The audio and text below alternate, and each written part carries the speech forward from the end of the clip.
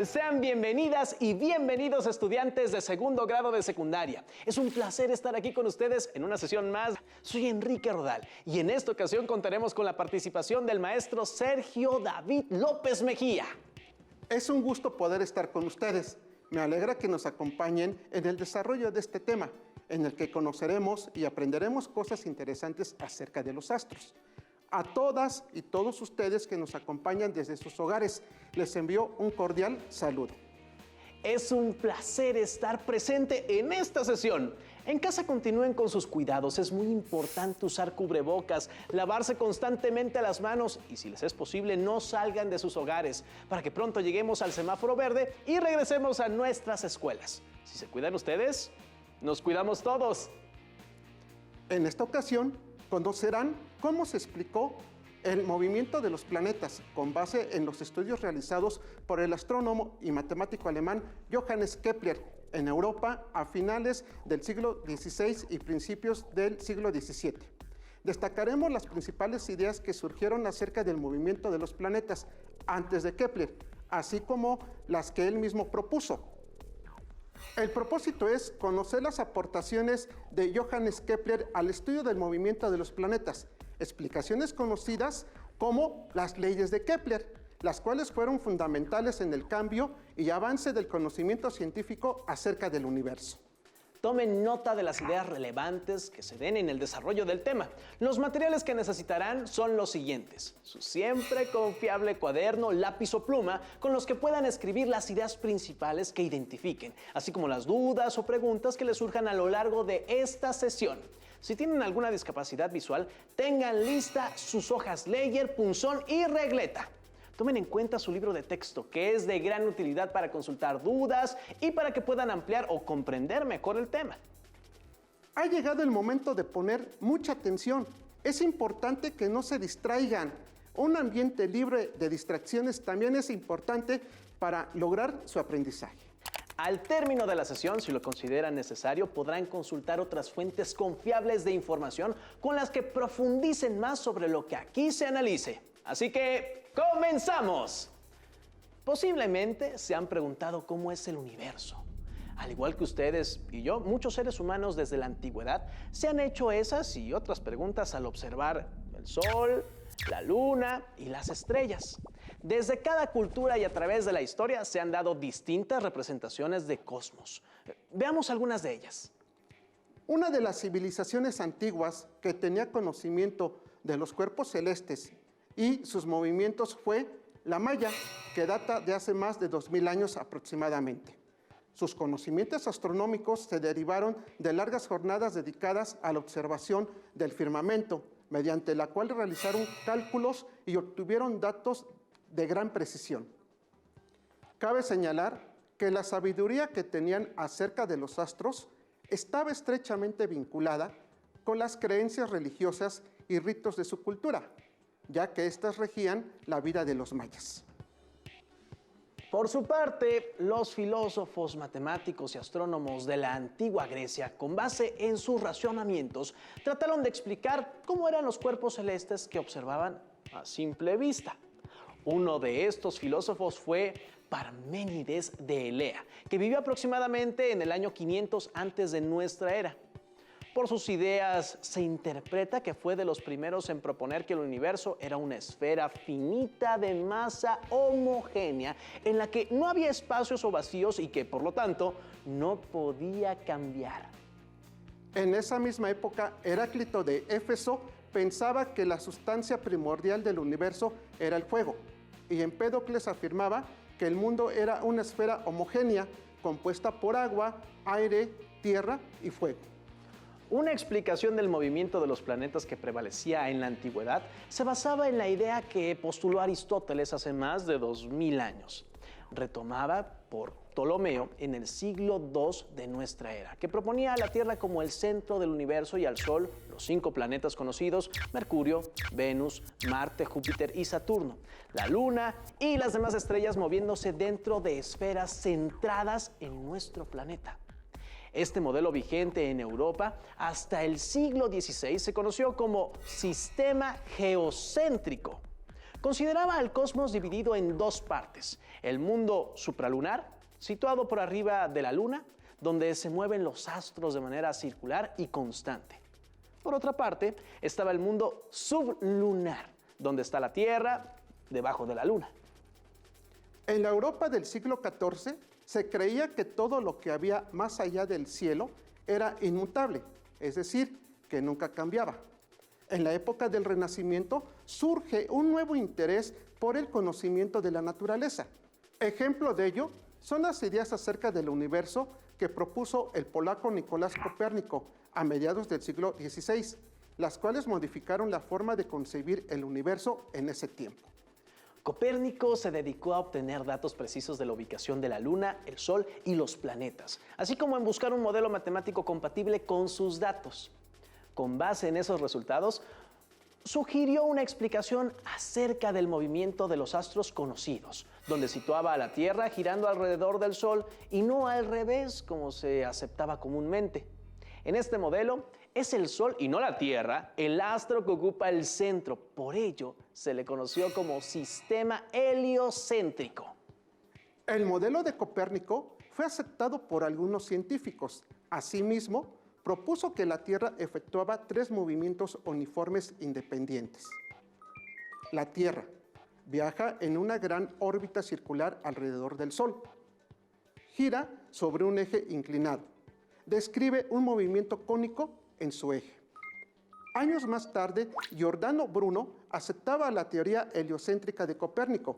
Sin embargo, propuso una idea novedosa. Las estrellas semejaban al Sol y cada una debía formar parte de un sistema planetario similar al sistema solar. De esta manera, Bruno concebía al Sol como otra estrella más del cosmos. Un investigador que reflejó el libre vuelo de la fantasía del filósofo Bruno fue su contemporáneo Tycho Brahe. Tycho sobresale como un astrónomo distinguido. Tuvo la suerte de ver una radiante estrella que no formaba parte del firmamento que él conocía muy bien, por lo que dedujo que se trataba del surgimiento de una nueva estrella. Y este descubrimiento constituyó un argumento para poner en duda la inmutabilidad fundamental del cosmos, idea propuesta por Aristóteles cientos de años atrás y que aún prevalecía en la época. Tycho Brahe realizó numerosas observaciones de los astros mediante instrumentos que diseñó para medir su posición en el cielo. Sostuvo una idea diferente de la propuesta de Copérnico, al considerar que la Tierra permanecía inmóvil en el centro de la gigante esfera estelar y que en torno a ella circulaban la Luna y el Sol, en tanto que alrededor del Sol orbitaban los demás planetas. Para ilustrar las aportaciones de Ptolomeo, Copérnico y Tycho Brahe, veamos el siguiente recurso audiovisual. Todos los astros parecen moverse. Por ejemplo, las estrellas salen de este lado y durante la noche recorren el firmamento y al amanecer se ven del lado contrario. Pero, ¿por qué parece que se mueven así? ¿Y cómo se ha interpretado este movimiento a través de la historia? A través de la historia de la humanidad, los científicos han elaborado diferentes modelos para tratar de explicar cómo está formado el universo y cómo es su funcionamiento. En el siglo II de nuestra era, mediante observaciones minuciosas desde la Tierra, científicos de la época reconocieron que en su ruta los planetas parecían frenarse, retroceder, detenerse y avanzar de nuevo para continuar su camino, lo que no hacían ni el Sol ni la Luna. Para explicar este movimiento, el geógrafo matemático y astrónomo griego Claudio Ptolomeo, inspirado en las ideas de Aristóteles, planteó un modelo del universo, en el cual ubicó a la Tierra como el astro central ligeramente desplazada del centro del giro de las esferas, es decir, excéntricamente. La Luna, el Sol y los planetas giraban alrededor de la Tierra, moviéndose a lo largo de una circunferencia denominada deferente. Al otro lado del centro del diámetro del deferente y a la misma distancia del centro que la Tierra, ubicó un punto llamado ecuante e identificó en los planetas una especie de traslación en torno a un punto central, C, en órbitas circulares, a la cual llamó epiciclo. Con el paso del tiempo, Ptolomeo reconoció las órbitas en 7 puntos distintos cercanos a la Tierra y ajustó los epiciclos deferentes, excéntricas y ecuantes, hasta diseñar un modelo capaz de explicar todo el movimiento observable en los cielos mediante círculos y esferas, el cual fue aceptado durante 14 siglos. Más tarde, en el siglo XV, el polaco Nicolás Copérnico, con observaciones y cálculos más detallados, construyó un nuevo modelo, llamado Sistema Heliocéntrico, en el cual el Sol estaba en el centro del universo, y alrededor de él, los planetas giraban con rapidez uniforme en órbitas circulares. Un error de Copérnico fue suponer que las órbitas de los planetas eran circulares. En la actualidad, su modelo se acepta con la precisión de que el Sol es el centro del sistema solar, más no del universo. 50 años más tarde, el astrónomo danés Tycho Brahe, usando instrumentos especiales con mucha exactitud, midió las posiciones de los planetas durante 20 años y confirmó sus descubrimientos a su alumno Johannes Kepler. La mayor contribución de Tycho Brahe a la astronomía fue su colección precisa y extensa de datos planetarios que enseñó a su ayudante Johannes Kepler, sin la cual no hubiera alcanzado conclusiones decisivas. Brahe y Kepler se reunieron por interés mutuo, ya que Brahe necesitaba del conocimiento y la habilidad matemática de Kepler para demostrar la exactitud del sistema planetario que elaboró. Kepler necesitaba el inmenso catálogo del registro de las observaciones de los astros que había realizado Brahe para verificar el modelo heliocéntrico propuesto por Copérnico, con el que estaba de acuerdo. Al morir Tycho Brahe, Kepler pudo entrar a los registros que había hecho Brahe acerca de las posiciones de los planetas, obtenidos a simple vista con la ayuda de varios instrumentos de medición, pero sin utilizar un telescopio. Con base en los datos de Brahe, Kepler identificó que los planetas del sistema solar conocidos hasta entonces, Mercurio, Venus y la Tierra, encajaban bastante bien en la descripción de órbitas circulares, pero no ocurría lo mismo con la órbita de Marte. En vez de proponer cambios a la órbita de Marte, como lo hizo el propio Copérnico, Kepler actuó como el gran matemático que era para resolver el caso. Probó con distintas curvas, intentando ajustarlas a la órbita que señalaban los datos de Brahe, y descubrió que una elipse describía muy bien la órbita de Marte con el Sol ligeramente a un lado del centro. A la nueva posición del Sol se le conoce como foco. Estaba claro que el Sol debía gobernar el sistema y que los planetas giraban en órbitas en forma de elipse. En el siguiente video los invitamos a prestar atención a las propuestas de Kepler acerca del movimiento de los planetas. Johannes Kepler, quien además estudió la órbita de Marte durante 4 años. A partir de sus observaciones, Kepler concluyó que algunas veces Marte se encontraba más cerca del Sol y otras más lejos de él, y que su desplazamiento carecía de una velocidad constante. Además, comprobó que esto ocurría con todos los planetas, y que todos tenían una órbita en forma de elipse o curva cerrada, en la que se distinguían los siguientes elementos: 2 ejes de simetría, un centro donde se intersectaban los ejes, 2 vértices y 2 focos. Con esta información, Kepler elaboró su primera ley del movimiento planetario, que dice: la trayectoria de cada planeta alrededor del Sol es una elipse y el Sol se encuentra en uno de sus focos.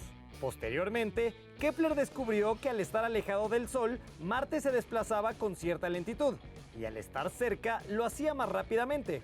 Asimismo, que el área de barrido que cubría un desplazamiento determinado era igual al área de barrido que cubría el planeta en otra parte de la órbita si el tiempo era el mismo. Con sus resultados, Kepler estableció su segunda ley del movimiento planetario, en la cual se expresa que la línea que une al Sol con cualquier planeta abarca áreas de espacio iguales en intervalos de tiempo iguales.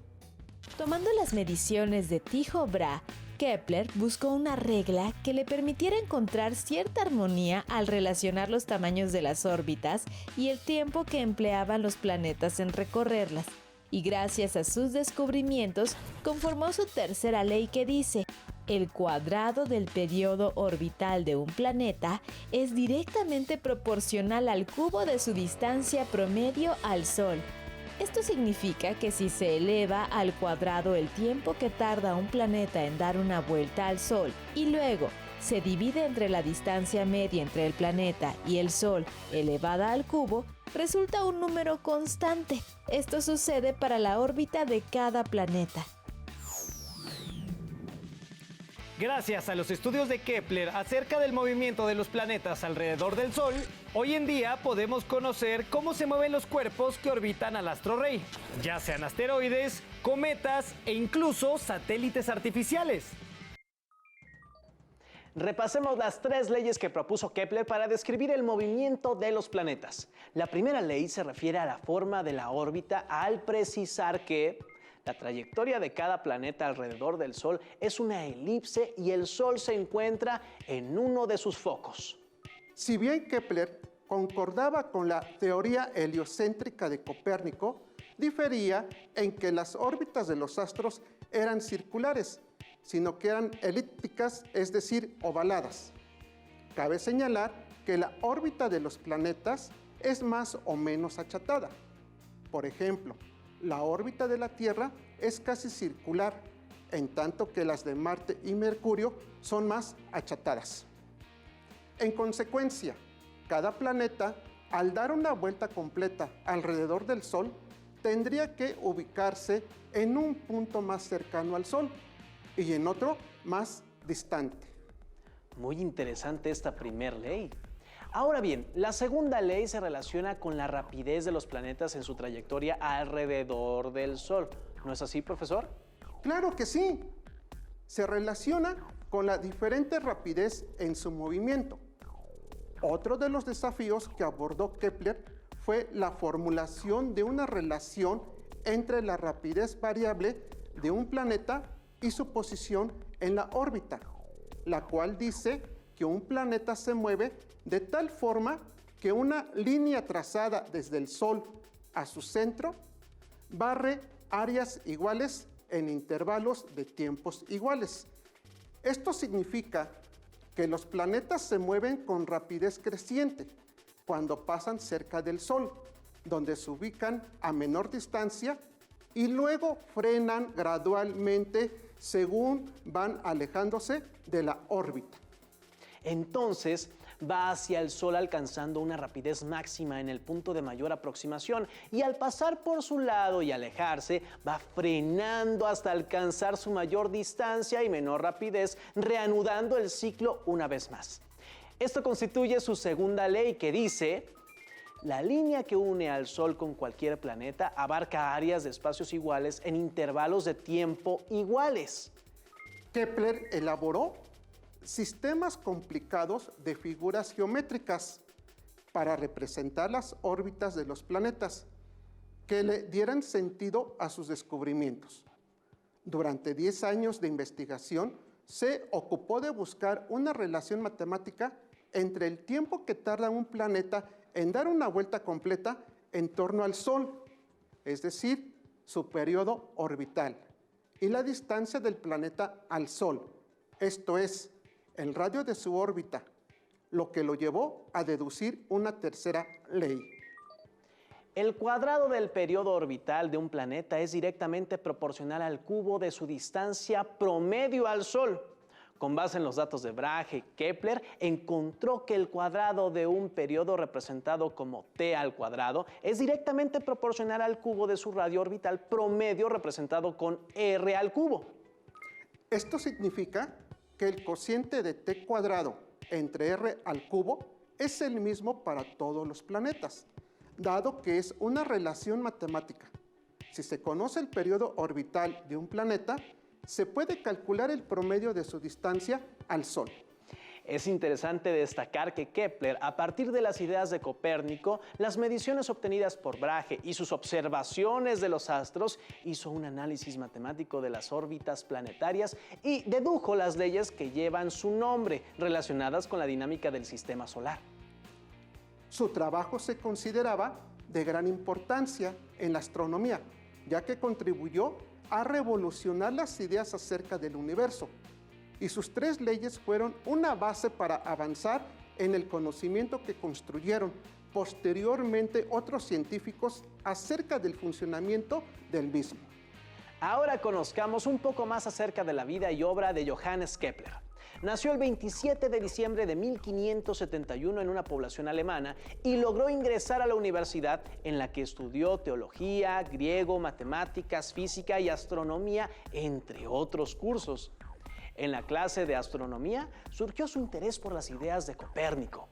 Kepler fue maestro de matemáticas, hacía predicciones astrológicas y, al morir Brahe, con quien colaboraba, lo sustituyó en el puesto de matemático imperial en la corte de Praga, lo que le permitió realizar sus investigaciones acerca del movimiento de los planetas.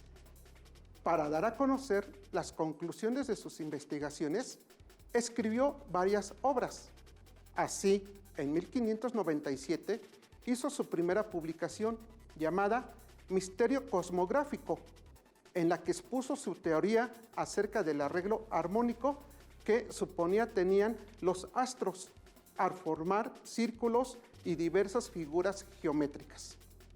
En 1609 dio a conocer su libro llamado Astronomía Nueva, en el que presentaba sus 2 primeras leyes. En 1619 publica otras obras que reúnen sus ideas acerca de la armonía del cosmos, que incluye su tercera ley. En 1627 termina las tablas rudolfinas, que inició con Brahe, las cuales fueron muy importantes para los astrónomos de su época, por la exactitud de los datos de más de 1000 estrellas, así como por desarrollar una forma de hacer los cálculos de las posiciones de los planetas que permitieron dar validez al sistema heliocéntrico y las leyes que Kepler planteó. Entabló comunicación por cartas con Galileo y reconoció el valor de sus observaciones al telescopio, como evidencias que apoyaban sus propuestas sobre el movimiento de los planetas, aunque Galileo no le prestó mucha atención. En el aspecto humano, enfrentó dificultades de distinta índole, ya que tuvo que huir de las persecuciones religiosas, sufrió la muerte de su esposa e hijo, padeció problemas económicos y enfrentó las acusaciones de brujería atribuidas a su madre, entre otras. Finalmente, durante un viaje que emprendió para tratar de cobrar una deuda de su salario, Kepler padeció una enfermedad que acabó con su vida el 15 de noviembre de 1630. Para terminar, les invitamos a que, con base en esta sesión, elaboren una reflexión escrita acerca de las principales aportaciones de Kepler que representaron un cambio en las ideas sobre el cosmos que predominaban en su época. Les agradecemos su participación en esta sesión. Esperamos que continúen viendo los contenidos de Aprende en Casa y sigan cuidando su salud y la de sus familiares, amigos o conocidos, llevando a cabo las medidas de higiene necesarias y de sana distancia. ¡Hasta pronto! Entonces, maestro, a Kepler le fue mal ya al final. Si tienes dudas o necesitas ayuda, llama al Centro de Apoyo Pedagógico a Distancia. El número de teléfono para secundaria es el 55 36 01 71 23. Si requieres consultar los libros de texto en versión digital, recuerda que los puedes encontrar en la página conalitec.cep.gov.mx. Y recuerda que también cuentas con el sitio aprendeencasa.cep.gov.mx, en donde podrás ver nuevamente los videos de los programas y además encontrarás actividades para fortalecer tus aprendizajes. También te invitamos a que consultes la plataforma nuevaescuelamexicana.cep.gov.mx.